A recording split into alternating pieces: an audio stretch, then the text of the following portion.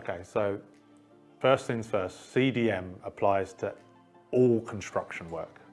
So there's a definition, which I won't go into now, about what construction is, and that's in the regulations, because there's some activities which are actually deemed maintenance, which aren't construction. But if construction applies, then the CDM regs apply to your project or your works regardless. There's a misconception that if your project is notifiable, which means you need to put an F10 in place, then that's the trigger point for when CDM applies, and that's when you need to actually start doing what you're meant to do.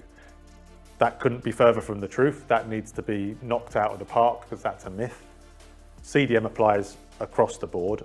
The key to it is being pragmatic and making sure that, if you're doing a £1,000 job, which is just, a bit of remedial works to a patio, for instance, you're going to have a lot less in place than if you're doing a £600,000 extension in place. So it's all about keeping it pragmatic and keeping it sensible.